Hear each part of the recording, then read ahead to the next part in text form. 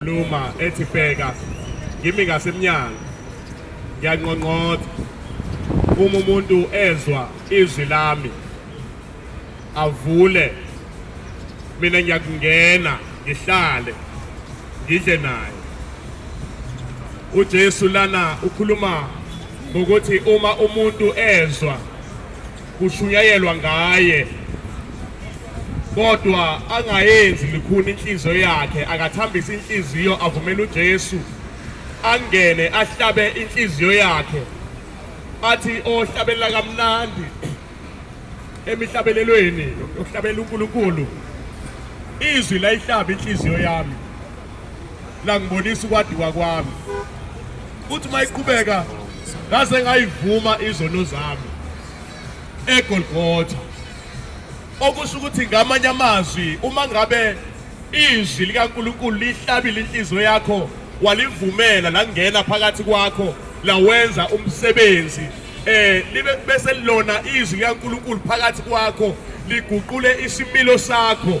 Uma kukade umuntu obethanda ukuphuza utshwala kungasayekeki utshwala kodwa uma wamkele izwi likaNkulunkulu kuba lingene phakathi kwakho liyawenza umsebenzi lihlabe uze uye kwabona utshwala. Njengathi sibheka nje emzimbeni sinama-tattoos abhala ama-tattoos besingabantu ebaganga behluphe emphakathini besiphila kuyona senza yonke imikhuba lena sibesibamba abantu inkunzi ukuthi imali zabo ngendlela engekho right lento engamukelekile kuNkulunkulu thina besiyenza siphambana nezwi likaNkulunkulu siphuza utshwala ngemali yabantu bese nabakhala abantu sibatshela izinto zabo abanye bagumulisa amateki usadayise. Kodwa namhlanje ngenxa ukuthi izwi likaNkulunkulu langena phakathi kwethu lahlaba inhliziyo zethu sesikhuluma ngalo namhlanje ukuthi lasiyekisa lezo zinto lezo izinto zakudala lezo impilo ebesiyiphila eminyakeni eyedlule leyo nathi besingazi lokho ebesikwenza kodwa uNkulunkulu wasenzela umusa ngezwi lakhe langena ihlaba inhliziyo zethu. Namhlanje sisindisiwe ngomusa kaNkulunkulu nawe mntaka baba lomusa ungawufumana. Amen.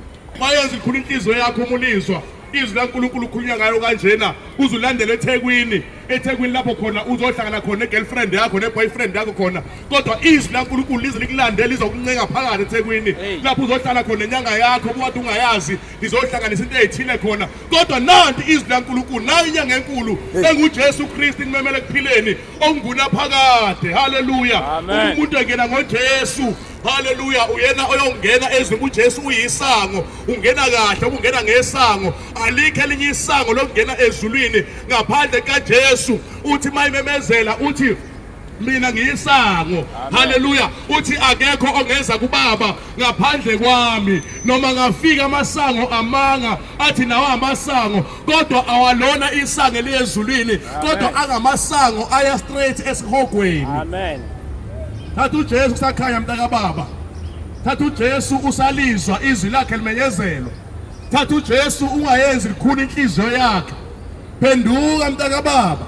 Lithi izwi lenkosi uJesu lilanga wayihamba ememezela kubantu bonke ethi phendukani phendukani ngoba umbuso wezulu ususondele. Namhlanje uJesu unihambele eThekwini uthi phendukani phendukani ngoba umbuso wezulu usondele. Ubani nobani unosuku lwakhe lokubizwa kwakhe. Ubani nobani unosuku lwakhe afike ngale emhlabeni. Haleluya. Ubani nobani futhi uzimela yena phambi kaNkulunkulu. Haleluya. Ubani nobani uyozimela phambi kaNkulunkulu ophilayo odalile izulu wadala umhlaba. Baba bangasekho abangane, baba bangasekho girlfriend, baba bangasekho boyfriend, baba bangasekho abantwana bakho, baba bangasekho abazali bakho, baba bangasekho uyiqhenya kwakho. Uyobe sumi wedwa phambi kaNkulunkulu ophilayo loziqhenya ngayo ungafuni ukuphenduka wamkele yena abusa impilo yakho. Namhlanje thinikela impilo yakho kuJesu.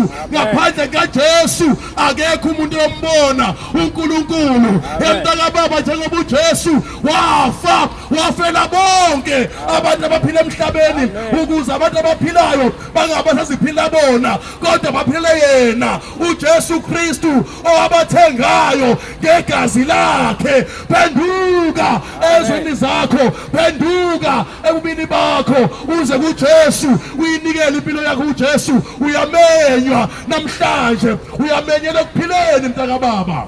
Amen. Phenduka, ungafele ezonweni.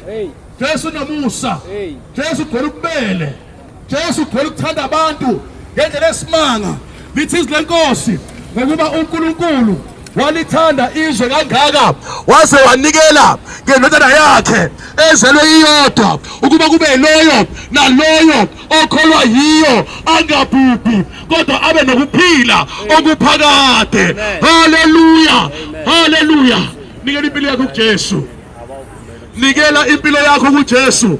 Ungafeli ezonini zakho, ungafeli emanyaleni, ungafeli etshoneni bakho, ungafeli emadrugsini. Ekhona uJesu okwazi ukukhuluma umuntu emadrugs.